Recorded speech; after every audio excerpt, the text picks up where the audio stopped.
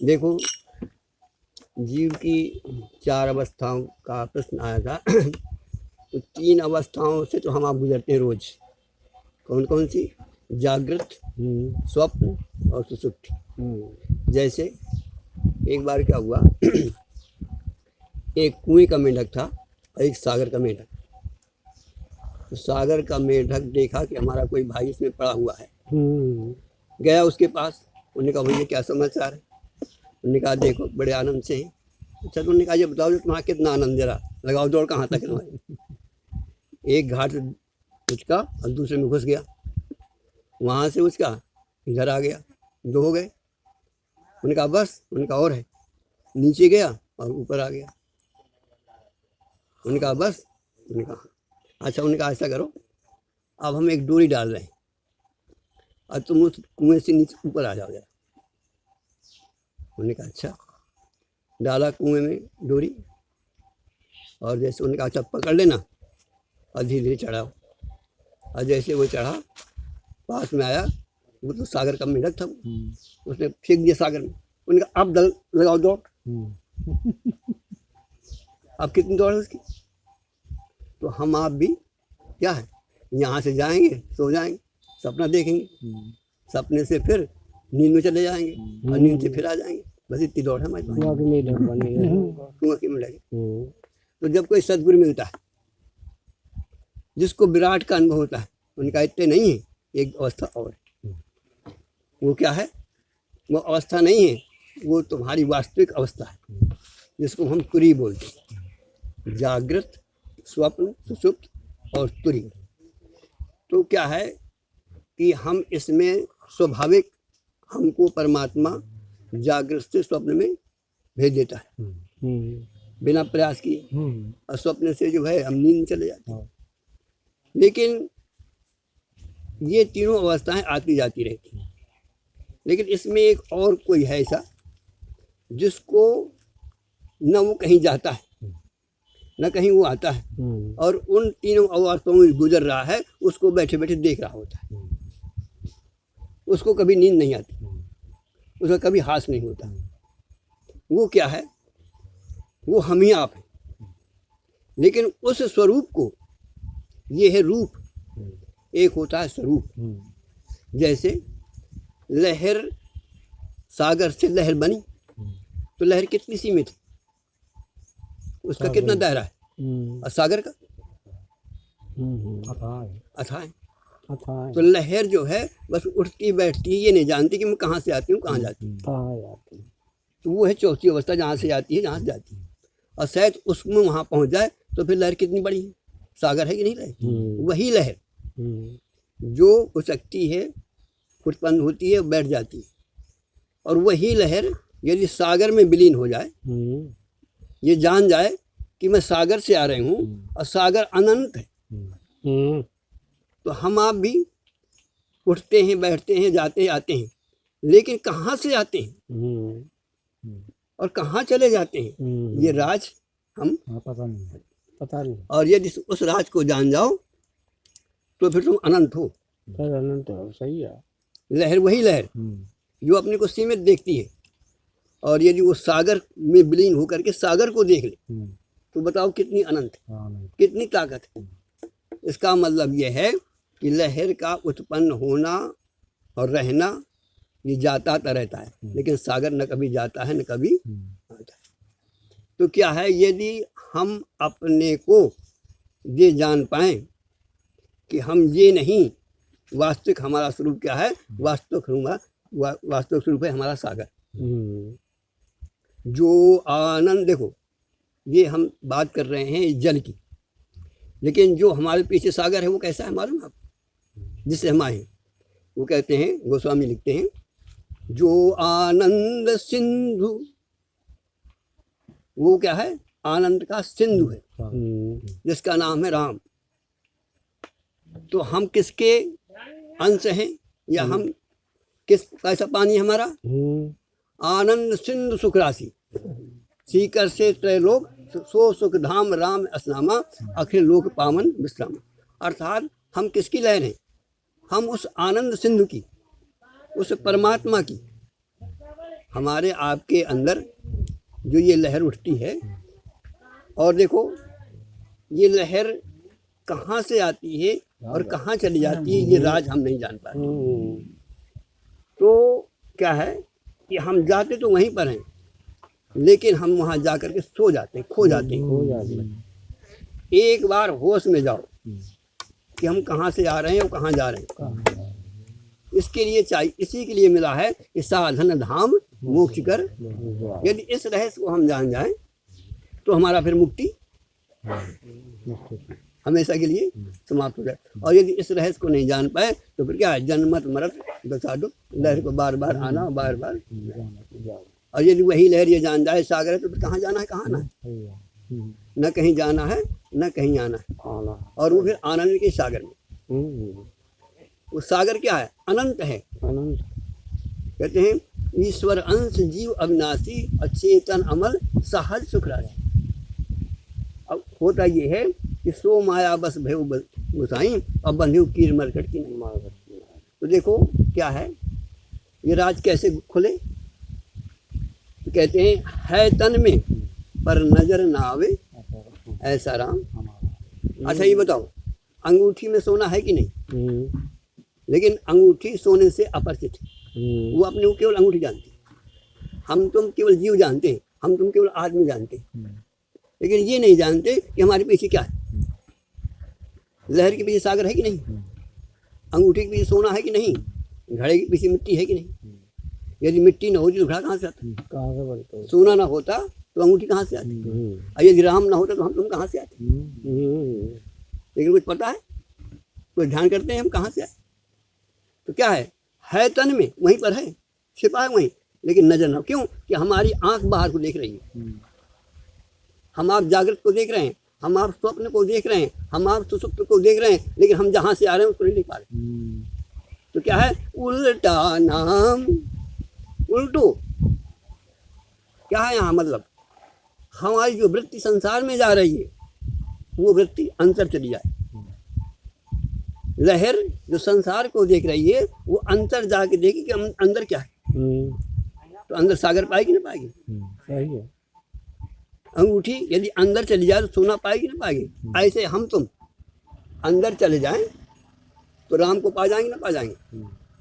लेकिन अंदर कभी जाने का प्रयास नहीं करते। हमारे कहाँ है? बाहर। तो किसने जाना? उल्टा नाम जपते जग जाना, अब वाल्मीकि भय ब्रह्म समा गए, ब्रह्म हो गए। लहर समा गई। कैसे? जब अपने उसको उल्टा उसने। और फिर क्या किया? कैसे गई? तो कहते नाम, उल्टा नाम जपत जगह, अर्थात राम राम करके उलट गए। और हम आप तुम राम राम करके हंस देते हैं, चले जाते हैं, खेलते खाते हैं, उलटते कभी है नहीं। तो इसके लिए हमें चाहिए निधिध्यासन, समाधि, ध्यान, भगवान का स्मरण। नाम जी ही जप जागे योग। भजन आप क्यों करते हैं? भजन का मतलब है कि हम उलटने का प्रयास कर रहे हैं, लेकिन जहाँ तक जाना चाहिए वहाँ तक नहीं जा पा रहे। वहाँ तक नहीं, हम आप हंस खेल करके और चले जाते, लेकिन जा करके अंतरंग नहीं जा पाते, बैठ के ध्यान नहीं करते, चिंतन नहीं करते परमात्मा। अर्थात भजन करना है और भजन करने के बाद उसके अंतरंग डूब जाना है, शांत हो जाना है, चुप हो जाना है। अच्छा एक बात बताओ, लहर कैसे जाए नीचे? एक रास्ता ये है कि उसमें हवा ना लगे, हवा बंद, मतलब स्थिर हो जाए। कहने का मतलब लहर जब तक हिलती रहेगी तब तक वो सागर से कटी रहेगी, ध्यान देना। और जैसे ही लहर में हवा ना लगे और शांत हो जाए तो लहर कहाँ जाएगी? बोलो, चली जाएगी। अच्छा, और उस समय जब जाए तो उस समय राम राम करती रहेगी, ध्यान देना, सोए नहीं तो जान जाएगी रास्ते। तो हम आप क्या करते हैं कि भजन तो करना है और भजन करके ध्यान कर। अच्छा देखो, अब ये आप पूछ सकते हो कि क्या संभव है? यदि संभव ना होता तो आप रात में सोते हो तो बोलो कहाँ जाते? चले जाते हो, नीचे नहीं जाते। लेकिन जाकर हम सो जाते हैं, बस घर ना पहुंच करके बीच में सो जाते हैं। दुख इस बात का है। जैसे हनुमान जी बैठे हों और हम तो मैं यहाँ नींद की गोली दे दें और हनुमान जी खूब लुटा दें और हम इसलिए वाला है, तो बताओ क्या फायदा। तो जाते तो हम रोज जाना है और भगवान सारा करता है बेटा ऐसे जाना है, लेकिन होता ये है कि हम सो जाते हैं बस। उसका एक ही रास्ता है जो आप लोग करते हो भजन, लेकिन इस भजन को गहराई में ले जाना है बस। हाँ बस गहराई में ले जाना, सही है बात। कहते हैं कर मुख ते बहुत के जप है। हम सब लोग हाथ ताली बजा कर ढोलक बजा करके मुख से गाते हैं, ये सब कोई कर लेता है, ये कोई बड़ी बात। अब इसके बाद दूसरा चरण क्या है, अब ध्यान दो जरा। कर मुख ते बहुत के जप है अश्वासा बिरला को। इसके बाद इसको रख देना है, थोड़ी देर करके माइंड एकाग्र हो गया, आनंद आ गया, अब चुप हो जाओ। अब आप श्वास के द्वारा हर श्वास में राम, ये है जागने की प्रक्रिया।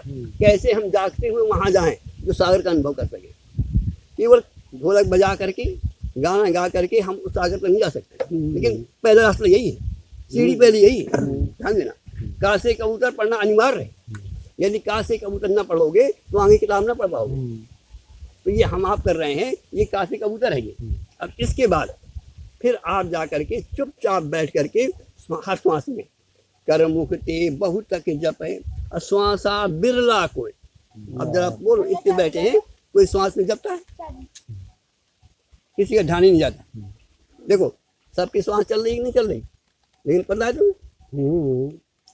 और श्वासा कह रही है सोहम, मैं ये नहीं हूँ, मैं सागर हूँ, लेकिन हमारा ध्यान नहीं। पहली बात तो श्वास में ध्यान नहीं, और यदि तुम श्वास में ध्यान आ गया तो तुम्हारा सब कट जाएगा।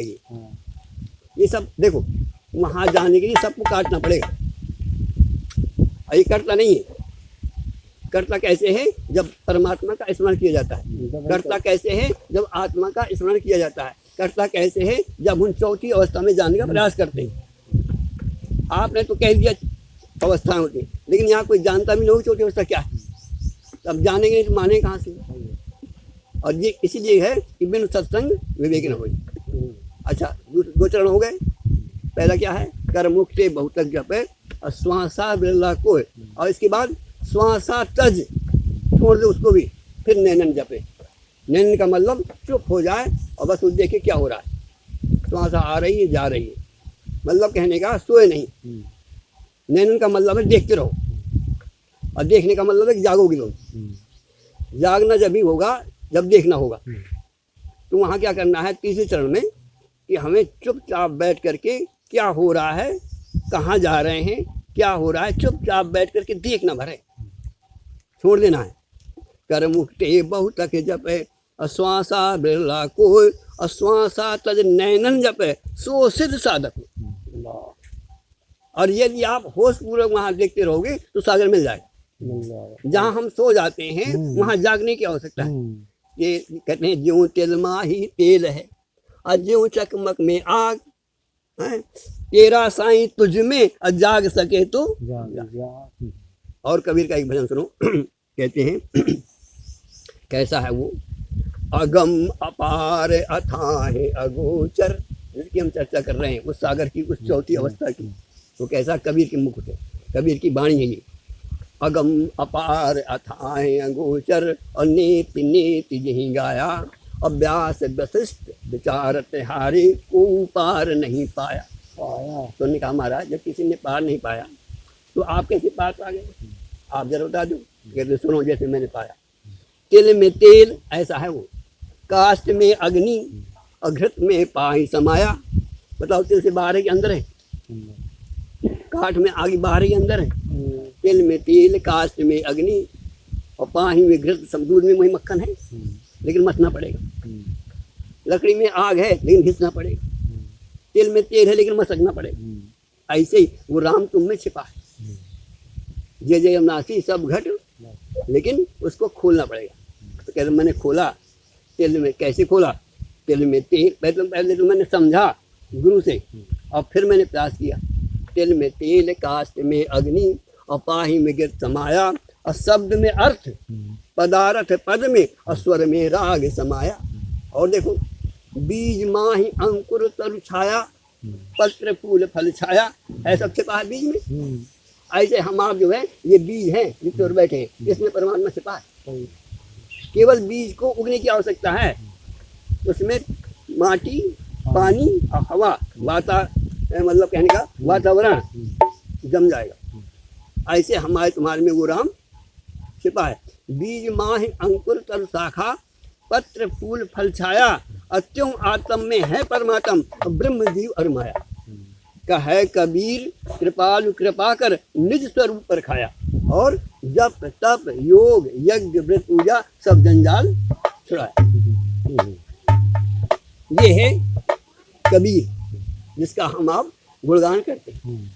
हम केवल गुणगान में रहते हैं, लेकिन उस गुणगान पे कैसे कबीर ने वहाँ तक पहुँचा, और जैसे वो पहुँचा हम आप भी प्रयास करें तो हर देखो जितनी बार बीज होंगे पेड़ में, सब में वो शक्ति छिपी है।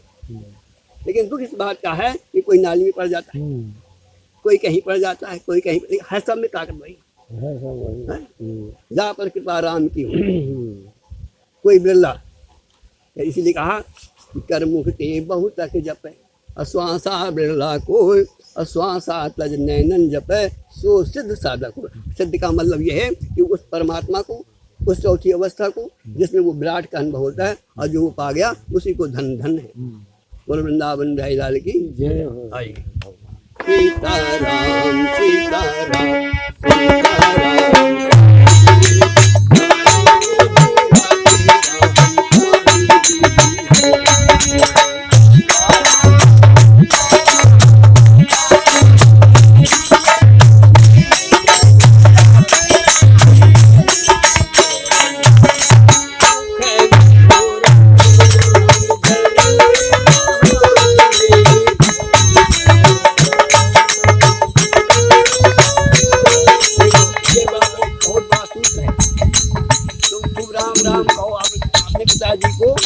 पिताजी कहो, अब पिताजी की बात न मानो, पिताजी के बच्चों की सेवा न करो तो तुम्हारा कहना न कहना।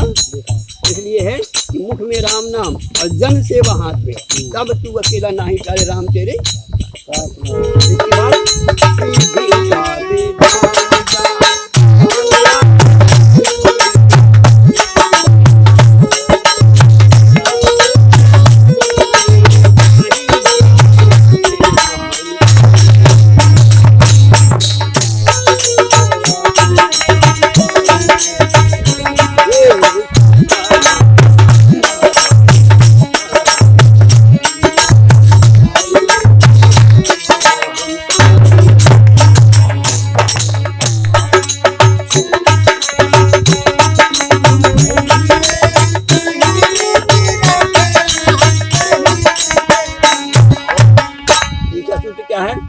अभिमान न करना। क्यों कि जो कुछ हमारे पास है सब किसी का है, सब मिला है। किस बात का अभिमान कर, तू अभिमान करो तो मैं परमात्मा को हूँ, परमात्मा मेरा है, इसके अलावा संसार में मेरा कुछ भी नहीं। इसलिए किया